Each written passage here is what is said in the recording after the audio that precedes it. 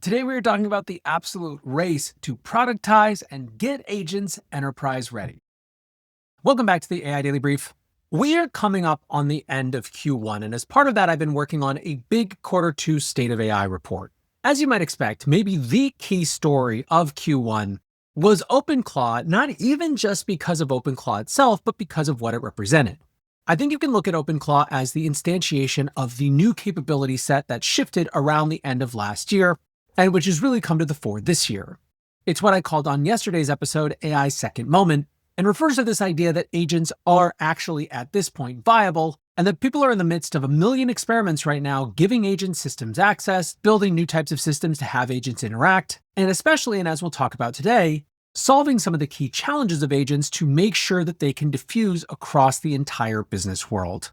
Part of the specific catalyst for today's show is Nvidia CEO Jensen Huang's speech at their annual GTC event yesterday, where Jensen said explicitly every software company in the world needs to have an OpenClaw strategy, and where he began to show off their enterprise-grade version of the software. Now, even before this, the clawification of the world was well underway. Kevin Simbach from Delphi Labs recently wrote a post about all of the different variations and competitors, and started by claiming that OpenClaw opened the door. Kevin writes, "Before OpenClaw, agents were mostly technical experiments that produced nothing more than timeline slop. After OpenClaw and with the advent of Opus 4.5 and 4.6, agents became accessible, just a telegram message away, always on, actually doing helpful things, and kickstarting a new generation of digital opportunities. OpenClaw quickly proved two things at once. People don't want AI chat, they want to get work done, and giving an LLM broad access to your machine and/or personal info is both insanely useful and mildly terrifying." So, as he writes, the last month has been a weird kind of Darwinism, with builders shipping faster than slot posters, security people screaming into the void, and a growing cohort of people saying, oh crap, this is actually going to rewrite how software and digital businesses work. And yet, as Kevin acknowledges, not everyone is sold on OpenClaw itself, and there has been a mad race to build or update alternatives. A bunch of them, like Nanobot, ZeroClaw, PicoClaw, or NanoClaw, are all attempts to reduce the overall complexity down to some specific useful feature set, and then there's others like OpenFang, Hermes, Multis, and Ironclaw that are all trying to bring security to it through self-hosting. Yet if that represents one end of the spectrum of the clawification of AI, on the other hand, you have a huge number of companies, some that were AI native, some that weren't AI native, offering up what are effectively their own versions of OpenClaw. In other words, agents that are deeply integrated and integratable with some key set of systems and personal context. At the end of February, Notion introduced custom agents, which have a lot of features in common with OpenClaw, and also all of the context that comes from integration with Notion, where many companies are running all of their information. And of course, we also got Perplexity Computer. Perplexity Computer is a very full-throated reimagining of Perplexity from the ground up into a complete problem solution design system capable of spinning up complex systems of agents and sub-agents to get things done and build things that people want. In the couple weeks since Perplexity released Computer, they've also released Computer for Enterprise, which can operate from within Slack, and which also has direct connections, they claim, to more than 400 applications. And they also even got on the Mac Mini part of the theme with their launch of Personal Computer, which they call an always-on local merge with Perplexity Computer that works for you 24/7. Getting philosophical, Perplexity CEO Aravind Srinivas wrote a long post about why the AI is the computer. In it, he argues, AI models are becoming so capable that the products built around them have been bottlenecked for showing their true potential. The chat UI is good for answers and agents are good for individual tasks. Meanwhile, the UI for entire workflows has always been the computer. Effectively, what Aravind is arguing is that the full potential of agentic systems requires the complete canvas of what your computer offers, bridging from local files to cloud systems and beyond. Which brings us to the not one, not two, not even really three, but closer to 3.5 new entrants into this clawification of everything category that were announced just yesterday. Manus, which was purchased by Meta in December, was one of the early leaders throughout 2025 in general purpose agents. This week, they announced a new Manus desktop app, the key feature of which they called My Computer. Very much picking up on the new design pattern, they write, it's your AI agent now on your local machine. The use cases they point to include organizing thousands of unsorted photos, renaming hundreds of invoices, building desktop apps in Swift entirely on your computer with no code written manually, combining with existing connectors to create seamless automated workflows, and creating local routines with personal projects, agents, and scheduled tasks. In the blog post, without naming OpenClaw, they acknowledge the realization of the need to be able to bridge from cloud to local.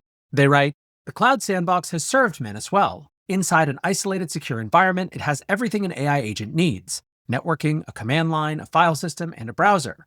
This is the foundation of Manus's power as a general AI agent, always online and always ready to work. However, there has always been a fundamental limitation. Your most important work happens on your own computer. Your project files, development environments, and essential applications all reside locally, not in the cloud. My computer, then, is a way to close that gap. Now, one interesting thing about the Manus announcement is that they're thinking a little bit ahead in terms of the specific opportunities that come with desktop. For example, doing something that I haven't seen from a lot of the other competitors, they're actually pushing the idea of building fully working Mac apps, not just cloud-based applications that other people would use. Cedric G writes, Claude Code, Cowork, OpenClaw, Codex, and Manus all seem to be converging on the same idea. The agent lives on your machine. The second related announcement yesterday came from Adaptive. They wrote, introducing Adaptive Computer. We put AI inside of an always-on personal computer that it uses to get work done. Schedule agents, create software, automate anything. By the end of this year, they write, AI agents will use more software than humans do. You won't be the one clicking the button or browsing the web page. Your agent will. That requires a new kind of computer. We built one.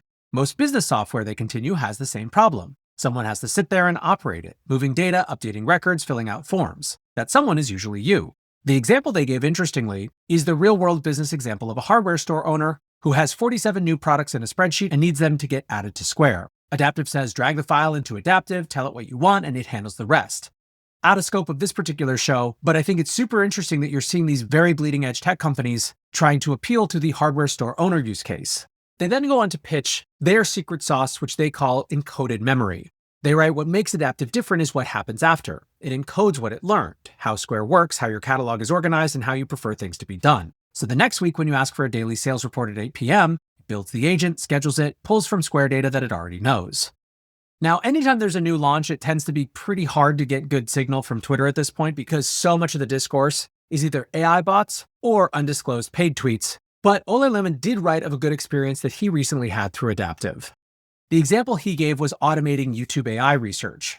Basically, his argument is that YouTube has a ton of really great videos on in-depth AI systems that are extremely up-to-date and current with the moment, but there is a ton to filter through that makes it hard to sit around and browse to get the diamonds in the rough. The prompt he gave Adaptive was, analyze YouTube videos about AI and Claude workflows from the last 24 hours that have at least 10,000 views, pull the full transcripts, extract the top 3 most tactical and actionable workflows, and send me a daily email report every morning. The third and maybe biggest OpenClaw and agent-related announcement yesterday, however, came from Nvidia. The context for that quote we heard at the beginning about every company needing an OpenClaw strategy was the setup for Jensen introducing NemoClaw. Now, functionally, this is not actually a standalone agent, but rather a software toolkit built on top of the OpenClaw project. OpenClaw creator Peter Steinberger wrote yesterday, been so much fun cooking OpenShell and NemoClaw with the Nvidia folks. Huge step towards secure agents you can trust. So what this is basically an approach that adds privacy and security to OpenClaw instances by giving them an isolated sandbox to work in. The agent can still access resources as necessary, but the NemoClaw stack formalizes access control. Specifically, it integrates into policy-based security and other guardrails to theoretically allow it to operate safely within enterprises. NemoClaw is model and hardware agnostic and allows users to choose between cloud and local models. Encapsulating this whole shift, Jensen Huang said, OpenClaw gave the industry exactly what it needed at exactly the time. Just as Linux gave the industry exactly what it needed at exactly the time, just as Kubernetes showed up at exactly the right time, just as HTML showed up. It made it possible for the entire industry to grab onto this open source stack and go do something with it. Now, what's been interesting about the response is that for most, although not for all, this hasn't been a jump the shark or jump the lobster moment. Instead, people have been pretty enthusiastic about what NVIDIA is trying to do. Kevin Simbach again writes, excited to dig into NemoClaw. Have spent a good bit of my career in enterprise. I've been pretty vocal about OpenClaw not being enterprise ready, but the concept of an agentic workforce is a killer and enterprises are going to want it, so this may be what really kicks it off. Tristan Rhodes writes, I've been avoiding OpenClaw and waiting for it to mature. There have been countless variation and forks along the way, but NVIDIA is the most valuable company in the history of the world. Does that mean NemoClaw becomes the dominant variation of OpenClaw? Eric Su wrote an entire X article called NVIDIA just solved the one problem blocking AI agents, of course, all about the security concerns. Now, one thing I will say that's been interesting from our own experience, regular listeners know we have 2 different OpenClaw-related things going on right now. ClawCamp is an open, free, self-directed program that walks people step-by-step through setting up their own OpenClaw and giving them access to a community of other builders who can help them along the way that at this point more than 7,000 people have signed up to participate in. Enterprise Claw, meanwhile, is a managed 6-week executive sprint that's meant to help individual enterprise leaders and teams from enterprises get that same sort of learning, but in a much more in-depth and supported way. Now, as part of Enterprise Claw, we gave people the choice to either use OpenClaw or do a generic version of agent team building using Claude Code, Codex, Cursor, etc. And interestingly, it's about half and half in terms of who wanted to learn on OpenClaw versus who wanted to use other systems. Meaning that even in the pre-enterprise-grade OpenClaw world, there is still demand for figuring out how to use this platform, which I think is certainly validation of everything that Jensen is saying. Now, Robert Scoble had an interesting note from the NVIDIA GTC Expo Hall that was actually more about OpenAI than it was about NVIDIA. He writes, visiting the Expo Hall shows you why OpenAI is changing strategy. All the big booths are enterprise. The biggest news here is how NVIDIA is bringing OpenClaw to the enterprise. Which brings us to another important story from yesterday. The Wall Street Journal reports that OpenAI is done with side quests and will refocus on nailing a core business, which is now more than ever refocused on enterprise and coding. The journal reporting states that CEO of Applications, Fiji Simo, has delivered a wake-up call within the company, pointing out that their do-everything strategy has reduced their lead on the competition. Simo told staff last week, "We cannot miss this moment because we are distracted by side quests. We really have to nail productivity in general, and particularly productivity on the business front." Now, this is of course a big shift away from Sam Altman's traditional management approach, which he described as betting on a series of startups within the company. That led to a fairly dizzying array of product bets, including the Sora app, the Atlas browser, and the yet-to-be-revealed Johnny Ive device, just to name a few. As basically everyone on AI Twitter has done, the journal compared that approach to Anthropic's very narrow strategy built around agentic coding and the way that that expands into broader sets of knowledge work for the enterprise. Now, it's not new that OpenAI has decided to refocus efforts on similar themes. That's been the big story since GPT-5 was released and Codex came out, but there clearly seems to be a new urgency. Interestingly, according to Simo, the code red from last year is not over. Last week, she told staff, "We are very much acting as if it's a code red." And while a lot of people are speculating around what might get the axe because of that, for example, the much maligned ads approach, every day it seems we get some new announcement around Codex and their larger coding suite. The most recent, and the one that we got yesterday, and that I think is coherent with all of these clawification themes, is the native integration of sub-agents into Codex. The OpenAI developers account writes, "You can accelerate your workflow by spinning up specialized agents to keep your main context window clean, tackle different parts of a task in parallel, steer individual agents as work unfolds." LLM Junkie and Will writes, "In the next Codex update, multi-agents will get a massive flexibility upgrade.